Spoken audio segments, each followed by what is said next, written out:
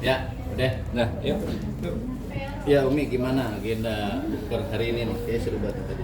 Iya, alhamdulillah hari ini buka puasanya bersama jemaah saya. Majelis yang harusnya di rumah, cuma karena di rumah lagi renovasi majelisnya, jadi pindah di sini. Gitu. Jalani Ramadan tahun ini gimana Umi? Mungkin ada kumpul atau bukber udah gitu gak sih? Mungkin acara-acara bukber gitu Iya, sama keluarga. alhamdulillah dari Ramadan pertama, puasa pertama sampai kemarin masih sama anak-anak, sama cucu. Jadi ya alhamdulillah gitu. Kemarin di rumah, kemarin hari pertama anak-anak kumpul semuanya di rumah, sama Adiba juga. Nah hari kedua gantian saya ke rumahnya Adiba buka puasa di sana karena memang kangen cucu jadi sekalian gitu. Ada yang beda tahun ini Umi? Karena ada cucu Iya atau beda gimana? pasti karena ada cucu ya, jadi makin rame aja gitu. Walaupun mungkin cucunya belum bisa apa-apa, cuma yang rame kitanya sih sebenarnya. Kitanya ngegodain cucunya itu. Tapi untuk memaknainya sendiri seperti apa sih Pak?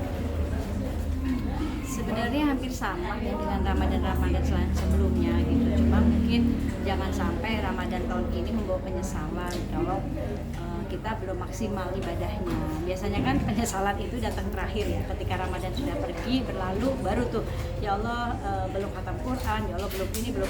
Makanya kita punya prioritas kita fokus, semoga Ramadan tahun ini nggak seperti yang tahun lalu. Untuk ada tradisi nggak sih kayak misalkan jangan buka puasa, sahur, itu boleh tahu? Ya kalau buka sama sahur tuh anak-anak sukanya yang langsung yang seger-seger kan, dan mereka nggak langsung makan nasi. Biasanya ya saya bikin cemilan-cemilan dulu gitu, kayak bisa gitu saya bikin sendiri, apalah kue-kue gitu. Setelah itu habis sholat maghrib baru mereka makan nasi. Yang penting nggak pedes aja buat anak-anak. Puasa bareng cucu, sahur. Kalau ngeliat Bang Abiza kan orangnya emang kocak kan ya. Oh, gimana tuh? Iya, dia mah kadang kita masak dia godain, kadang dia ngebantuin juga, ngegangguin masak, kadang dia ikutan masak juga. Dia kayak kemarin dia bikin cemilannya gitu ya, heboh lah gitu. Kalau dapur udah laki-laki udah turun tuh dapurnya langsung penuh gitu. Ada makanan khusus nggak sih gitu favorit? Nggak ada sih, yang penting anak-anak mah jangan pedes aja, mau makan apapun, tapi anak-anak memang favorit mereka ya kayak sushi gitu, mereka senang. Kita selain makna puasa juga makna kehidupan ini seperti apa sih? Ya kehidupan ini kan apapun yang Allah kehendaki, Allah tetapkan dalam kehidupan kita kan harus dijalani ya. Beratnya ya tetap harus dijalani, mau berat mau apapun ujiannya. Ya kita namanya masih di dunia ya pasti apapun pasti ada ujian, ya kan? Anak jadi ujian, suami jadi ujian, harta jadi ujian, kualitas jadi ujian, pekerjaan jadi ujian. Kan nggak mungkin kalian kerja juga nggak ada ujiannya, ya kan? Karena capek, ya gitu. Itu ujian, namanya masih hidup di dunia ya pasti akan silih berganti, ujian akan datang. Kapan ujian selesai? Ya besok kita mati, kita nggak ada ujian lagi kan? Tapi kalau lahir dari situ berarti ada namanya Umi bisa tetap istiqomah tuh gimana sih Umi melewati itu semua seperti jalan? Ya sedang belajar menikmati ya, sebenarnya mencari tahu apa sih kita, tujuan hidup kita tuh untuk apa gitu. Kita kan nggak pernah tahu ya umur.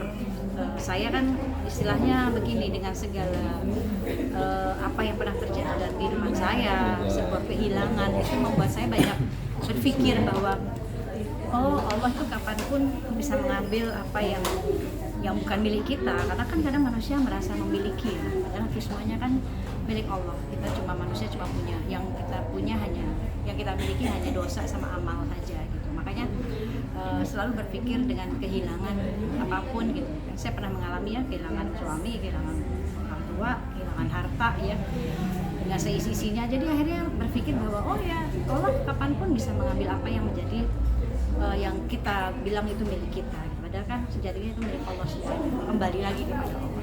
kita tinggal tujuan hidup kita itu mau apa gitu kan, kita hanya seorang hamba yang sedang belajar pulang dengan selamat kan gitu. Tapi di bulan yang penuh berkah ini ada rencana nggak sih ingin umroh gitu? Baru pulang umroh saya. Kemarin baru pulang umroh gitu.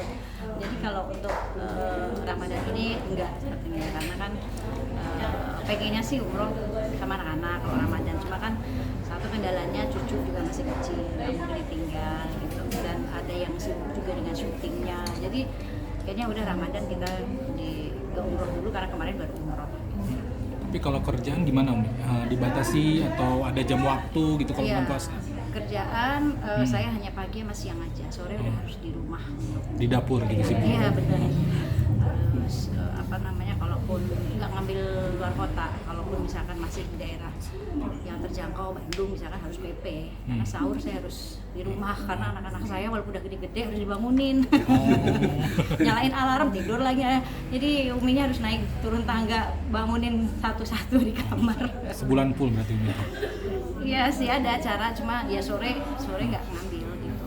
Termasuk karena memang juga kangen sama cucu kalau orang. Iya bener, kadang di jalan video call, kadang mampir ke sana harus gangguin padahal lagi tidur loh. Ya kita uyur-uyur aja sampai bangun. Nanti kalau udah bangun nangis gitu. Aduh ya itulah jidahnya. Gitu deh. Umi, udah. Umi, sorry nih kalau saya tanya kan, kita kan hidup di dunia ini memang hanya untuk sementara ya. Dan dunia ini adalah tempat di mana kita sebagai ladang kita untuk kita berdoa. Betul banget Pak Ustadz. Boleh nanya nih ya, Iya, boleh Pak Ustadz. Emang agak sensitif. Ini sudah mempersiapkannya nggak belum sih? Dalam arti kayak kafan lah. Oh iya, saya punya. kuburan. Itu kalau kuburan belum ya. Minta maaf nih sebenarnya. Oh iya saya maafin. Loh, betul itu pertanyaan yang cerdas loh. Karena baginda Nabi SAW ketika ada yang bertanya, ya Rasulullah, siapa orang yang cerdas? Rasul jawab, orang yang cerdas orang yang memikirkan, mengingat kematian. Dan siapa orang yang mulia? Orang mulia yang mempersiapkannya sebelum dia memasukinya. Ibaratnya kita punya rumah, kan kita mau beli rumah kan pasti kita hias dulu dong, bener ya? Ente baru punya rumah di KPR, misalkan nih punya rumah tapi belum ada isinya, kan pasti dihias dulu dong supaya beli sofa dicat biar putih, kasih lampu yang terang. Begitu juga kita akan kembali semuanya, nggak muda nggak tua. Mati ya nggak nunggu tua, buktinya Uje masih muda. Mati nggak nunggu sakit, Uje nggak sakit, sehat kan gitu. Banyak juga teman-teman artis yang masih muda yang kembali kepada Allah ya, karena memang jatah hidupnya sudah selesai gitu, sudah habis gitu. Nah yang kita pikirkan kan kita kepengen kembali dengan keadaan selamat, itu yang harus kita pikirkan. Ini yang kita kejar tuh ini ya, kalian pulang aja pengennya nyampe rumah selamat, ketemu istri, ketemu anak kan gitu ya. Selamat itu kan berarti kita pun harus tahu dong apa yang harus kita lakukan. Ente naik motor nggak mungkin ente ngebut aja lampu merah terjang aja, pasti kan nggak bakal selamat. Nah, begitu juga kita kembali ke Allah, pasti ada persiapannya. Kita pengen semuanya pulang dalam keadaan selamat. Saya mempersiapkan kok. Kalau kain kafan ada, saya udah punya dan saya amanahin ke anak saya, karena kita nggak mau mati ngerepotin orang ya. Nungguin yang punya kain kafan ternyata lagi pulang kampung kan repot nyarinya kalau misalnya kita meninggalnya malam kan. Hal sunnah yang harus disegerakan tuh kan salah satunya mempercepat gitu. Misalkan ketika kita meninggal ya segera dimandikan, segera dimakamkan kan gitu, itu sunnah. Nah, saya nggak mau akhirnya ngerepotin gitu. Kalau kain kafan kan itu harus ya, bukan kita berharap mati seperti itu, enggak. Semua kan kita nggak pernah tahu mati kita kapan, cuma kita mempersiapkan jangan sampai ya itu tadi kendalanya harus cari dulu gitu, karena itu pernah terjadi gitu kan. Nah itu saya sikap di lemari saya ada dan udah saya kasih tahu ke anak-anak. Kalau kita nyiapin baju yang bagus aja buat di dunia, masa kita nggak nyiapin baju kita yang bakalan kita pakai? Siapin, cuma kalau tempatnya belum. Ntar aja kalau itu. Tapi semoga bisa di samping rumah ya, nggak usah jauh-jauh. Jadi anak saya kalau mau pamit deket. Sepele tapi memang Kan sangat di rumah berarti. saya, di samping rumah saya kan ada tanah kosong yang mau saya bangun rumah yatim ya. Saya memang cita-citanya pernah bilang sama anak-anak saya kalau Umi nggak ada, pengennya dimakaminnya di samping rumah yatim biar setiap hari tuh denger anak-anak yatim baca Quran tuh kayak nikmat. Sepele tapi memang benar harus diperhatiin sampai Iya, segitunya Umi iya ya. betul dong. Gitu. Ya, Boleh? Oke, Udah? ada lagi cukup. Oke, udah nih, cukup nih. Iya, Udah nih, kamu udah. cukup ya. Tanya nggak? Tanya nggak? Tanya lagi nggak? Tanya lagi nggak? Nggak lagi lah.